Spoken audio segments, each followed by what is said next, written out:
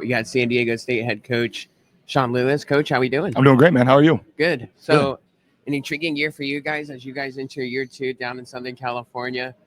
Just talk to me about the optimism of the season. Year one didn't go for you as planned, but bounce back season in the books, I imagine. Yeah, no, I mean, we're excited about what we got building down on the Mesa. We were able to retain all of our all-conference performers, 7 of them that were underclassmen with eligibility remaining, right? And so it's really about what we're becoming, what we're building, the work that our kids have put in. I've been really, really pleased with. I think the connection, the continuity, and the camaraderie that we have in our locker room right now is outstanding, and excited to get into camp here in 12 days as we report and get going.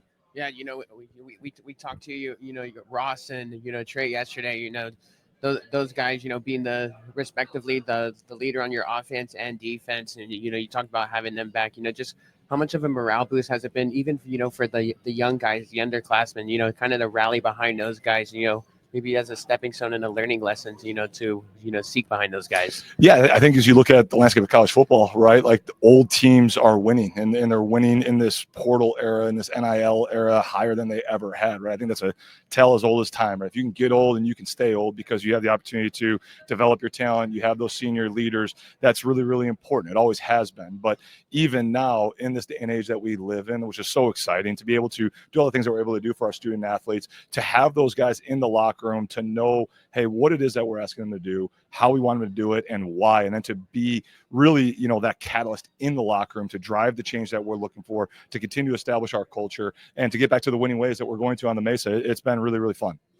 Just, I guess, what was the big learning lesson for you in year one, from the MAC to the Mountain West? You were at Colorado in between those two stops. I mean, a lot of good coaches in this league, but I guess, what was the big, takeaway for you as you kind of, new conference and you kind of went on a new journey for yourself personally? Yeah, I mean, I wouldn't say it was new, but there's a lot of things that were reinforced, right, that we've already touched on, to where the continuity in the locker room and the connection to your team is important as ever. I thought we did an unbelievable job of collecting a bunch of individuals last year, and we did a poor job. I did a poor job, creating a team out of those individuals, because we had to do so much with the roster rebuild that you were acquiring so many bodies that ultimately putting a team together, when the adversity hit in the back half of the season, we weren't connected, we weren't tied together. And so that's been something we've been very intentional about as we've added new bodies, right? There was 23 new transfers that came in, plus the high school signing class. Like, we'll have right around 50 new guys yet again, right? And so being intentional about how we create that team, how we form those bonds, and then making sure that your trenches are right.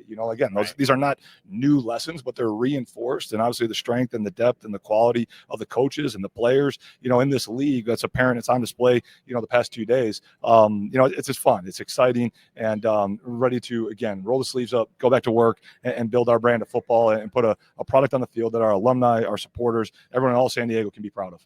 Talk to me about this quarterback position a little bit, because you had Danny O'Neill, he transfers out. Yeah. And then now you got 2 new guys, Jaden Denegal's extremely small sample size.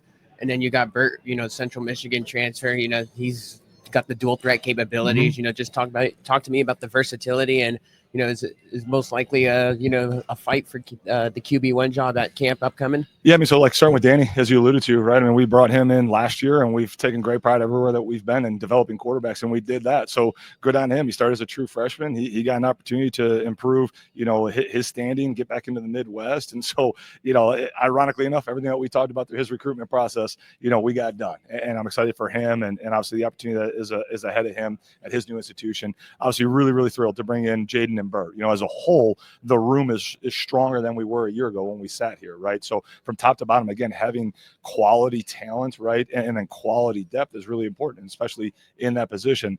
Everything that Bert and Jaden does, they do above the line. Now, both of them have exceptional skills, right, in terms of outliers that make them a little bit different. You alluded to Bert's athletic ability. I mean, he's got some genetic abilities that, he won the puberty lottery, right? I mean, and yeah. hit the jackpot a little bit in some things. And then Jaden, again, is a big dude himself that has dual threat capabilities, that has exceptional arm talent, and also has a national championship ring, in his wardrobe with what the national championship that he won when he was backing up JJ McCarthy at Michigan, yep. right? And so being a part of that culture and knowing how to lead, both of those guys having game experience and being older guys in the room, I love the way that they've come in. They've put their head down, they've worked, they have the respect of their teammates, and they're true leaders for us. So we'll see how things short out, this fall camp and everything, but you'll see both of them on the field this fall, and I'm excited to see what we're going to be able to do with them.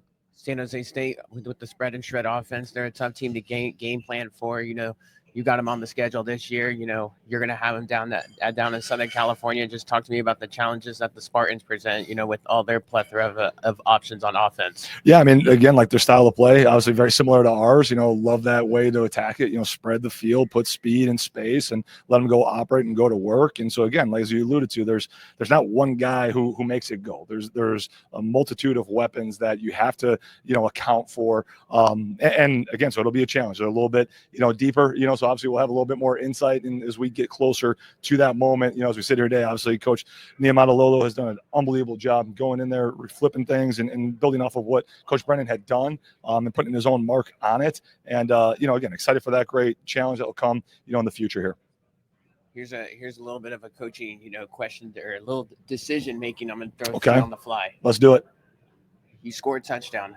You're in the fourth quarter with 4 minutes left, and you're down 14. You cut it to a one-possession game. Are you kicking the extra point, or are you going for two? How much does it look like? 4 minutes? You got 4 minutes left. Probably going to kick one.